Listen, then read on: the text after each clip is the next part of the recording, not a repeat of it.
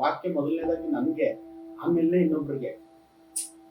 ನಾನು ಪ್ರೇಯರ್ ಮಾಡ್ಬಂದು ನೀವು ಪ್ರೇಯರ್ ಮಾಡಿ ಅಂತ ಹೇಳಿದಾಗ ಅಲ್ಲಿ ಕೆಲಸ ಮಾಡ್ತಿದೆ.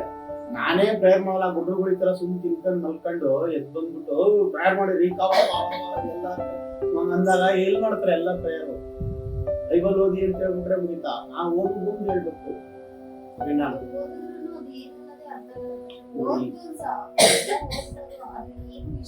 ಬೈಬಲ್ ಅಲ್ಲಿ 1189 ಅಧ್ಯಾಯ ಇದೆ. ಒಂದೇ ಸಲಕ್ಕೆ ಎಲ್ಲಾನು ಅರ್ಥ ಆಗ್ಬಿಟ್ರೆ ನಾವು ದೇವರಾಗ್ಬಿಡ್ತೀವಿ. ವರ್ಷಕ್ಕೆ ನಾವು 3 ಸಲ ಬೈಬಲ್ ಓದ್ತೀನಿ ನಾನು, ಸರಿನಾ? 18 ವರ್ಷದಿಂದ ಓದ್ತಾ ಇದೀನಿ. ಎಷ್ಟು ಸಲ ಓದಿರ್ಬೋದು? ಆಮೇಲೆ ಹೇಳ್ತೀನಿ, ಅದೆಲ್ಲ ಹೇಳ್ತೀನಿ, ಸರಿನಾ? ಫಸ್ಟ್ ನೀವು ಒಂದ್ಸಲ ಪ್ರಾಕ್ಟೀಸ್ ಮಾಡಿ, ಆಮೇಲೆ 3 ಸಲ ಬರ್ತದೆ, ಸರಿನಾ? 3 ಸಲ ಬರ್ತದೆ, ಹೆಂಗೆ ಅಂತೆಲ್ಲ ಹೇಳ್ಕೊಡ್ತೀವಿ. ಇಷ್ಟು ನಮ್ಗೆ ಇನ್ನೂ ಕೆಲವು ವಿಚಾರಗಳು ನಮ್ಗೆ ಅರ್ಥ ಆಗಿಲ್ಲ ಇದರಲ್ಲಿ.